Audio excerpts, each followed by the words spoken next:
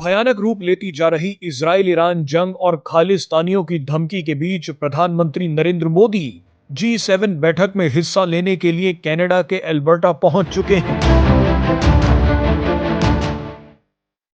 लेकिन एल्बर्टा में पहले से ही मौजूद अमेरिकी राष्ट्रपति डोनाल्ड ट्रंप ने भयंकर बवाल खड़ा कर दिया है।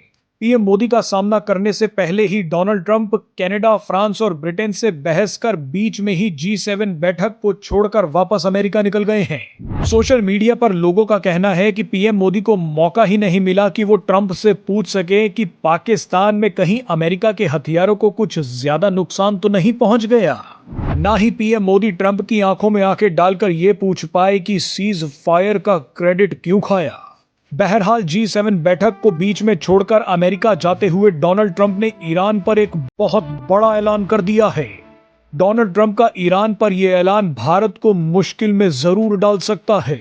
इस वीडियो में हम आपको बताएंगे कि डोनाल्ड ट्रंप ने G7 बैठक में क्या बवाल खड़ा किया है और भारत को आने वाले समय में किस बड़ी चुनौती के लिए तैयार रहना होगा। शुरुआत डोनाल्ड ट्रंप की G7 बैठक में आए नेताओं के साथ हुए झगड़े से करते हैं। G7 समिट में हिस्सा लेने आए डोनाल्ड ट्रंप ने अमेरिका और कनाडा के साथ वाले झंडे की पिन अपने कोट पर लगा ली। दरअसल डोनाल्ड ट्रंप कनाडा को अमेरिका का 51वां राज्य बनाना चाहते हैं। ये पिन लगाकर डोनाल्ड ट्रंप ने इशारा दिया है कि वो कनाडा पर कब्जा कर लेंगे। इसके बाद नंबर आया ब्रिटेन का। G7 समिट के दौरान डोनाल्ड ट्रंप और ब्रिटेन के प्रधानमंत्री कीर स्टारमर के बीच एक द्विपक्षीय मुलाकात हो रही थी। डोनाल्ड ट्रंप मीडिया के सामने ब्रिटेन के साथ हुई डील के डॉक्यूमेंट्स दिखा रहे थे, तभी अचानक फाइल से कुछ पन्ने नीचे गिर गए। इसके बाद डोनाल्ड ट्रंप ने कहा कि मैं माफी मांगता हूं, यहां थोड़ी हवा चल रही है। लेकिन ब्रिटेन के प्रधानमंत्री कीर स्टारमर ने कहा कि ये बहुत महत्वपूर्ण कागज हैं। कीर स्टारमर ने ही इन कागजों को झुककर उठाया। इसके बाद आखिर में डोनाल्ड ट्रंप की फ्रांस के राष्ट्रपति इमैनुअल मैक्रों के साथ तगड़ी बहस हो गई। इसी बहस के बाद डोनाल्ड ट्रंप ने वो ऐलान कर दिया जो भारत के लिए मुश्किलें खड़ी कर सकता है। दरअसल डोनाल्ड ट्रंप ने G7 बैठक में अचानक कहा कि मुझे अमेरिका जाना पड़ेगा, कुछ जरूरी काम आ गया है। इतना कहकर ट्रंप G7 समिट से निकल गए। इसके बाद फ्रांस के राष्ट्रपति इमैनुअल मैक्रों ने सबको बताया कि ट्रंप इजराइल और ईरान के बीच सीज फायर करवाने गए हैं। लेकिन जब डोनाल्ड ट्रंप को इमैनुअल मैक्रों के इस बयान के बारे में पता चला तो वो भड़क गए। उन्होंने वापस जाते हुए रास्ते में ही ट्वीट करते हुए कहा कि लोकप्रियता के भूखे इमैनुअल मैक्रों ने गलती से कह दिया है कि मैं इजराइल और ईरान के बीच सीज फायर करवाने जा रहा हूं। मैक्रों को अंदाजा भी नहीं है कि मैं वापस क्यों जा रहा हूं। अब सीज फायर नहीं, इससे भी कुछ बड़ा होने वाला है। डोनाल्ड ट्रंप ने इमैनुअल मैक्रों की तो बेइज्जती कर दी, लेकिन अपने ट्वीट में जो कहा है वो बहुत खतरनाक है। दरअसल कुछ एक्सपर्ट्स का कहना है कि अमेरिका ईरान में सत्ता परिवर्तन करवाने की पूरी कोशिश में लगा है। अगर ईरान में सत्ता परिवर्तन हो गया और यहां भी अमेरिका के इशारे पर काम करने वाली सरकार आ गई तो भारत को एक बड़ा कूटनीतिक और रणनीतिक नुकसान उठाना पड़ सकता है।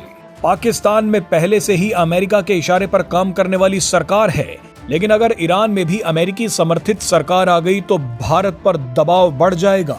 अगर ईरान में सत्ता परिवर्तन हो गया तो चाबहार पोर्ट और रूस को भारत से जोड़ने वाले international north south transport corridor में अड़चनें आ सकती हैं।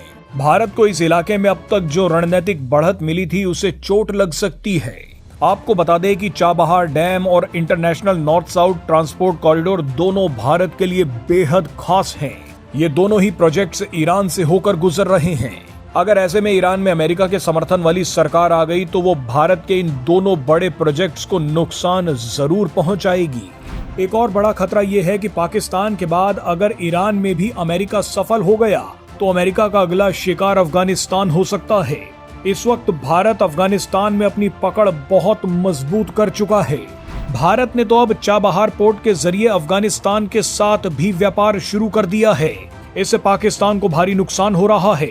अभी तक भारत और अफगानिस्तान के बीच व्यापार पाकिस्तान से होकर ही गुजरता था, लेकिन ईरान और अफगानिस्तान के रास्ते भारत ने पाकिस्तान को बर्बाद करना शुरू कर दिया था।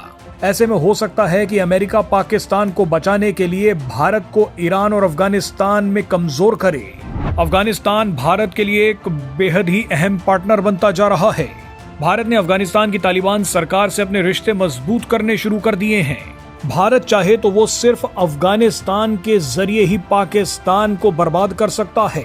ऐसे में हो सकता है कि अमेरिका ईरान के बाद अफगानिस्तान पर नजर डाले।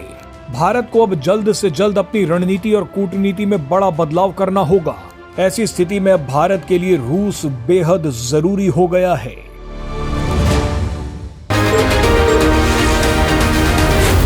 जी न्यूज़।